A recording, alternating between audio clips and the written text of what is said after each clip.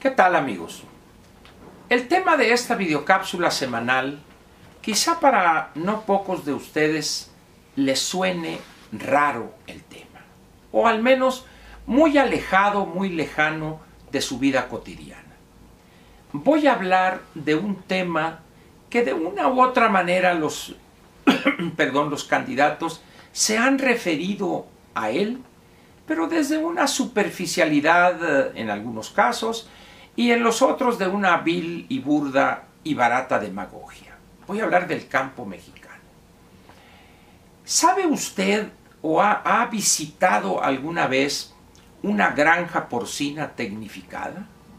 Si tiene usted idea cómo se produce, en qué ambiente se produce la carne de cerdo que usted ve y compra en el supermercado o en el tianguis. ¿Sabe usted que la tercera parte o un poquito más de ese volumen que consumimos los mexicanos cada año de carne de cerdo es importada de Estados Unidos? ¿Sabe usted que el nivel de tecnificación de las granjas en Estados Unidos es prácticamente el mismo de las granjas porcícolas en México? Yo le voy a describir muy rápidamente, a ver si logro interesarlo en que visite alguna vez, cuando tenga la oportunidad o se le presente la oportunidad, de visitar una de estas granjas. Primero, hay una parte, un galerón donde se llama la maternidad. Esa maternidad es de ambiente refrigerado, o sea, las marranas están con refrigeración. ¿Por qué? Para mantener una temperatura agradable.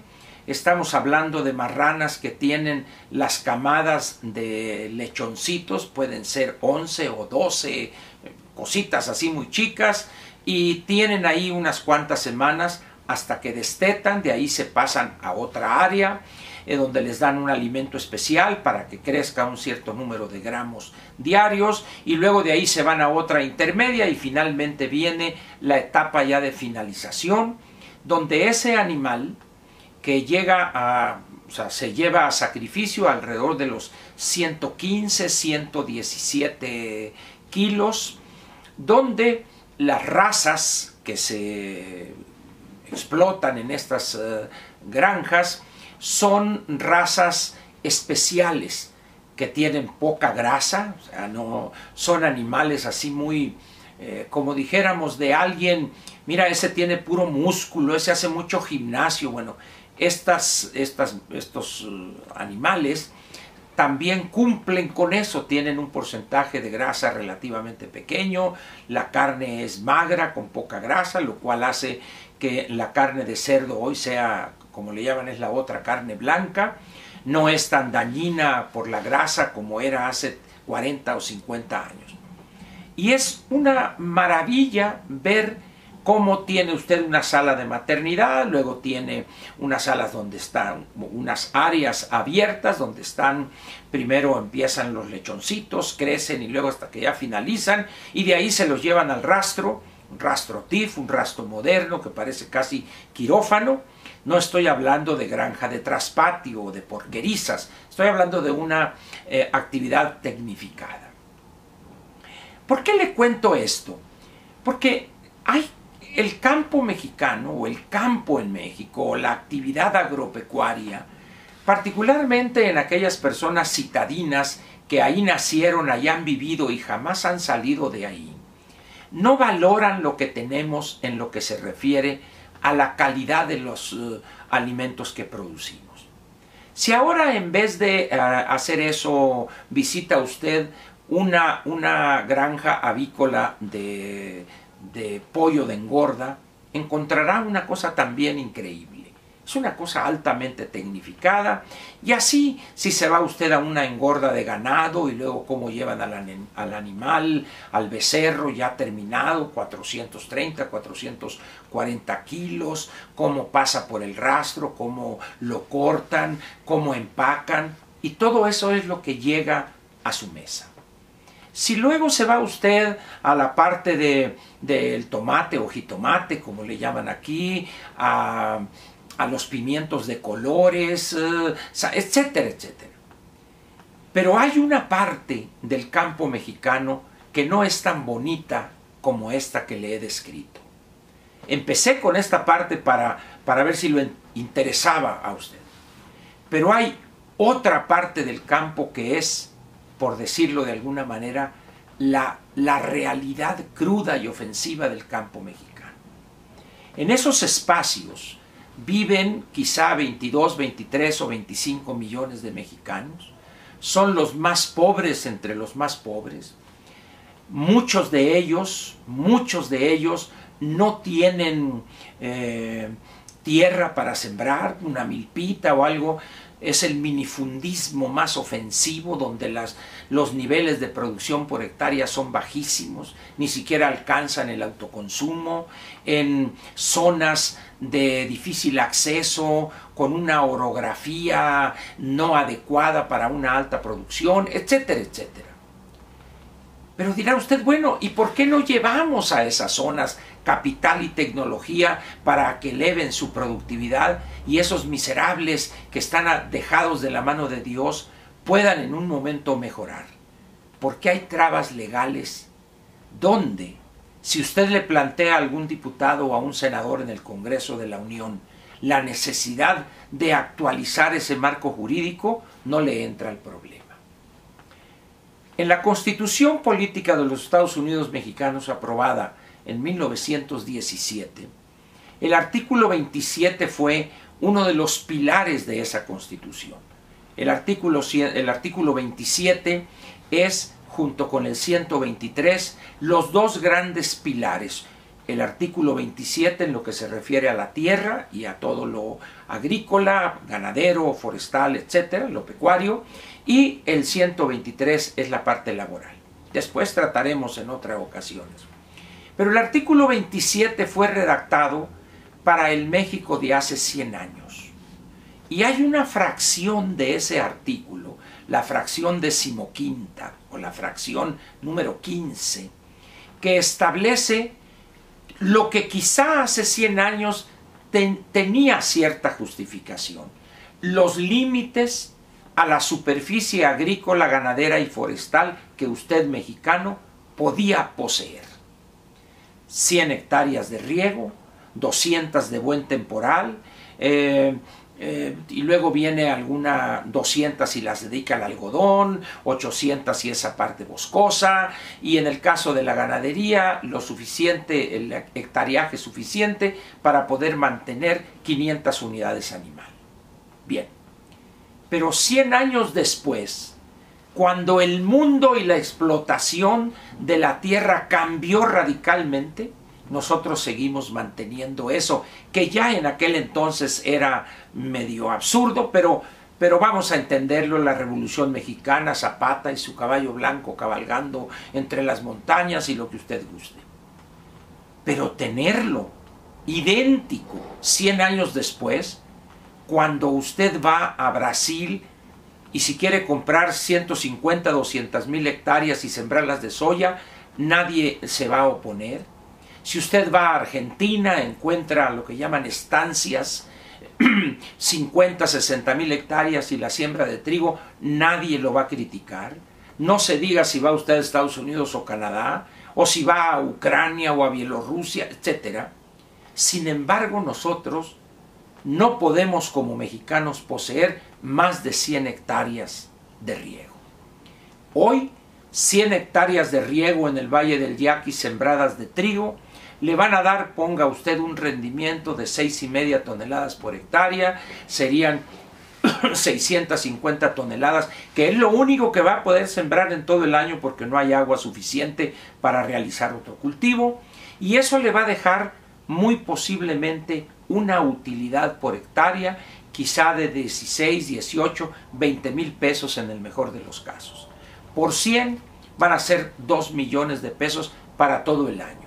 Si usted tiene una familia numerosa, pues es mejor que los hijos ya trabajen, porque difícilmente en aquellas condiciones y con el alto nivel de lo que es cara la vida allá, simplemente el aire acondicionado 5 o 6 meses del año le pone unas friegas que olvídese. 100 hectáreas prácticamente no es una empresa que dijéramos rentable. Sin embargo, Los ejidatarios en el Valle del Yaqui poseen, los que fueron ejidatarios y recibieron tierras con Echeverría, el 76 tienen 5 hectáreas y prácticamente el resto de los ejidatarios en el Valle del Yaqui, hasta completar 110, 115 mil hectáreas, tienen 4 hectáreas algunos, otros 10, otros 20 y un grupo muy pequeño, 54 hectáreas. Pero básicamente el ejidatario, no nomás en el Valle del Yaqui, sino en muchas regiones del país, tienen pedacitos muy pequeños de tierra que no dan para vivir o para mantener con mínima dignidad a una familia. ¿Usted cree que le preocupa esta situación a los diputados y a los senadores? No, les vale. A los dirigentes de las organizaciones campesinas menos, porque ellos viven, usufructúan esa situación. El campo mexicano, pues, es el patito feo. Pero ahora nos llenamos la boca. Es que el sector agropecuario tiene una balanza superavitaria porque exportamos berries, aguacates. Pregúnteles usted a esos que presumen cuántos mexicanos o en qué espacio geográfico están esas operaciones y se va a ir usted para atrás. Son bolsones de modernidad, son pedacitos donde en muchas de esas actividades son tecnología y capital extranjero. Pero el resto, los 25 millones de pobres o de miserables en el campo, nadie se acuerda de ellos. Salvo para llevarles algún programa, regalarles cobijas en diciembre, etc. Pero al final de cuentas, esos mexicanos son la gran tragedia del campo y eso también lo hemos hecho nosotros. Nadie de los 3 candidatos se ha atrevido siquiera a decir vamos a revisar el artículo 27 para ver qué obstáculo hay ahí, que eliminemos ese obstáculo, que cambiemos la Constitución y adecuemos la ley agraria para que llegue capital y tecnología al campo. Ninguno se ha atrevido de los 3, Anaya, Meade y López, a mencionar esto. Quizá no lo sepan, quizá ignoren esta realidad, o si sabiéndolo tienen miedo de decir voy a promover que eso se modifique. No se atreven, ¿por qué? Porque llevamos una carga, la Revolución Mexicana, el campesinado, tenemos una deuda con el campo mexicano, pero en 100 años creo que la podríamos haber pagado ya. Al final de cuentas, ¿qué quiero comentar con usted o cómo resumir esto? En México hay aparentemente 2 campos. Uno, ese bolsón de modernidad, de alta productividad, que está incorporado a mercados externos, donde está la última tecnología, donde llega capital, las más de las veces socios extranjeros, que son los que tienen la tecnología, y un inmenso espacio económico que es, ese sí, el verdadero, el real, el ofensivo y triste campo mexicano. Indígenas, la mayor parte de ellos, sin educación, marginados, sin un sistema de salud que llegue a ver las condiciones en que viven desde el punto de vista de su salud. Ese es el verdadero campo mexicano. Pero los candidatos, vamos a llevar más crédito y vamos a manejar tantos ejes y vamos a garantizarle precios justos a los productores. Ahora resulta que hasta los mercados van ellos a manejar, se van a ir a la bolsa de Chicago a manipularla para que el precio del bushel de trigo, de maíz, sea el que ellos están pensando. Es pura demagogia, pura mentira eso.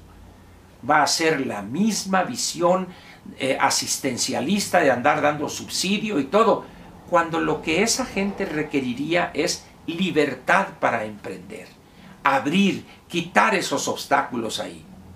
Pero se opone la Revolución Mexicana, los campesinos, la visión de Lázaro Cárdenas. En esencia, no nos deja avanzar en el campo mexicano el antepasado. Y ese antepasado alimenta a López, alimenta a Meade, alimenta a la CNC, al Cano, a todas esas organizaciones y esos parásitos que pululan alrededor de 20, 25 millones de miserables para enriquecerse de manera ofensiva a costa de la miseria de millones y millones de campesinos pobres, sin tierra, muchos de ellos, y con un trabajo que apenas les da para medio comer y medio mantener a su familia. Espero que esto le haga pensar usted en la necesidad de voltear la mirada a ese espacio económico que se llama eufemísticamente el campo mexicano. Yo le llamaría la gran tragedia mexicana, producto de la Revolución Mexicana. Muchas gracias, espero que esta videocápsula semanal haya sido de interés y que le sirva a usted para juzgar cuando algunos de estos tres, Anaya, Midi López, hablen con la boca llena, vamos a llevarle al campo créditos, recursos y lo vamos a revivir. No van a hacer absolutamente nada. ¿Y sabe por qué? Porque no van a la causa central de ese atraso y de esa vida miserable a la que hemos confinado a casi 20 y tantos millones de mexicanos. Muchas gracias y lo espero, ya sabe usted, a partir de mañana con las videocápsulas diarias en el espacio para usted, espacio para las personas inteligentes que gustan del deporte extremo que es pensar. Muchas gracias.